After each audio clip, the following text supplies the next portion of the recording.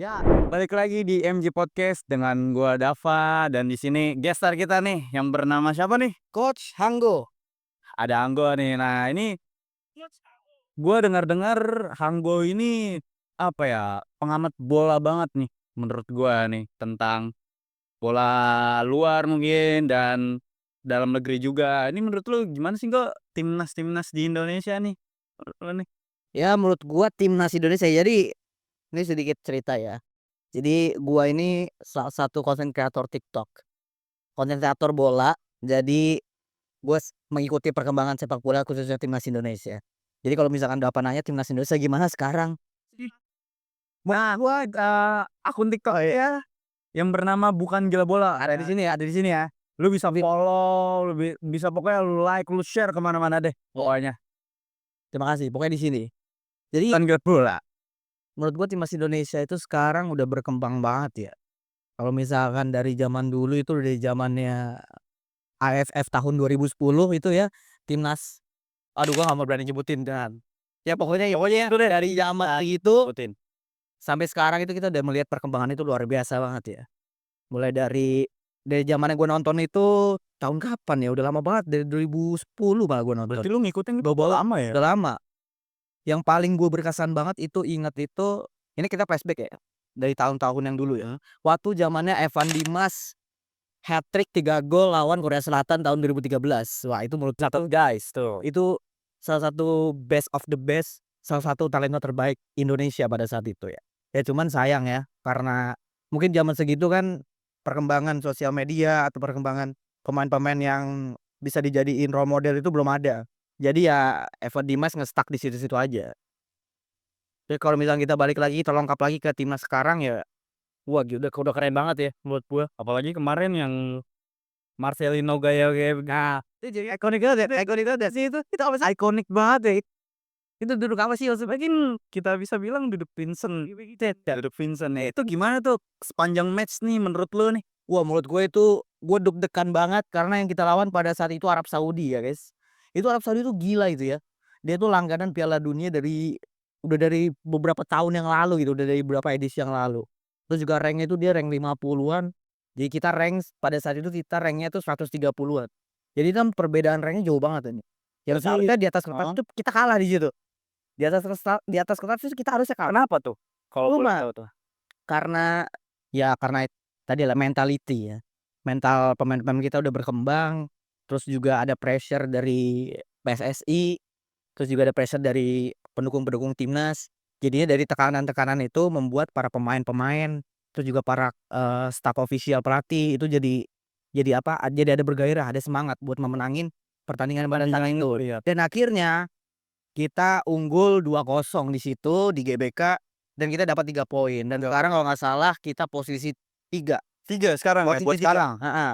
Jadi nanti next match itu kita bakal lawan Australia, terus kita bakal lawan Cina, Hmm. kita bakal lawan Bahrain dan juga kita bakal lawan Jepang. Nah, gue mau nanya nih sama lu, tentang match kemarin nih yang Saudi Arabia. Menurut lu dominasi Saudi Arabia itu berpengaruh banget gak sih tentang gameplay-nya gitu? Ya Menurut lu nih dari ya kalau segi misalkan kita lihat dari statistiknya ya, kalau dilihat-lihat ya dari statistik, apa namanya, perhitungan ya persentasenya ya, kita kalah secara ball possession kita kalah, berapa persen kita kalah. Terus juga dari serangan-serangan kita juga kita kalah banyak.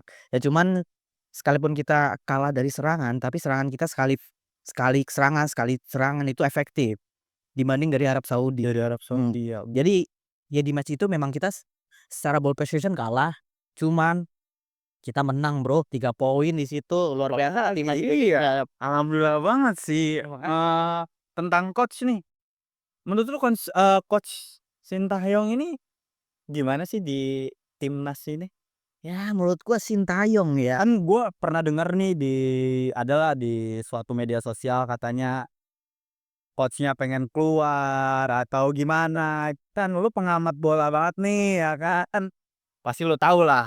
Ya Sintayong itu dari zaman 4 tahun yang lalu kalau nggak salah dari 2019, dari zamannya Iwan Bule, transisi udah mau akhir, Iwan Bule narik Sintayong ya, dari Malaysia, dari apa segala macam ditarik buat datang ke Indonesia.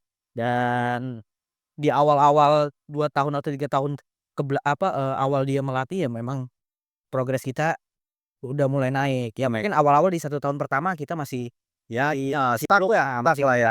Ya karena kan yang namanya proses, kalau kita percaya proses kan butuh waktu kan, butuh apa namanya, butuh waktu berbulan-bulan, bertahun-tahun. Dan yang terbukti sampai sekarang kan Sintayong udah bisa membuktikan Oh iya itu benar, benar. bisa Oh iya, iya. ternyata. Sebelumnya kita minum dulu nih kayak Ya temen kita nih Coach Hanggo haus nih. Wis kita tuain dulu nih ini kayak nih sedikit nih. nanti gue pengen BT banget kayak kalau satu. Hey guys, cheers. Rasanya Gimana menurut lu? rasanya manis kayak timnas Indonesia yang lagi manis-manisnya sekarang ya. Manis ya. Tapi di match kemarin MVP-nya siapa sih kok?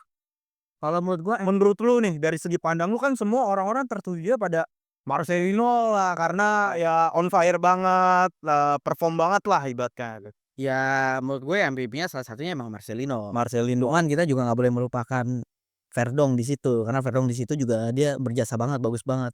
Terus juga Rizky Ridho di situ lagi bagus-bagusnya, solid-solidnya. Jadi kalau misalkan nonton dari awal pertandingan itu mereka itu sulit banget dilewatin karena memang mereka kan back kan.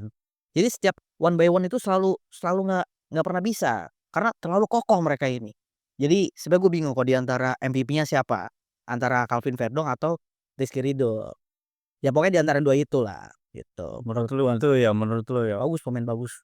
Next nih ada match apa lagi nih kok? Ke depannya nih tanggal berapa nih? Lu tahu gak? Kalau nggak salah itu nanti tahun depan ya, Australia kita away. Semoga kita bisa curi poin 3 poin. Amin, Terus amin. nanti kita home 2 kali lawan Cina sama Bahrain. Semoga kita juga bisa curi poin di situ 3 poin. Kalau misalkan kita 3 kemenangan, kita dapat 6, 9 ya? 9 poin. Sekarang tambah 6. Jadi berapa tuh? Jadi ada berapa belas ya? Ya segitulah pokoknya lah. Kalau kita 3 poin, kita 3 game menang semua guys. Kita lolos Piala Dunia. Win streak lah ibaratnya tuh ya. Ya kalau lawan Jepang itu udah nggak usah diinin ya. Kita udah pasti. Gue bukannya pesimis ya, kita realistis aja lawan Jepang bro. Rank 15 bro, susah bro ya. Ya udah sekian dari pembahasan kita nih. Terima kasih juga gue udah meluangkan waktu, udah mau ngejelasin tentang dunia perbolaan ini ya. See you next time ya. Salam MG Podcast. MG Podcast berikutnya.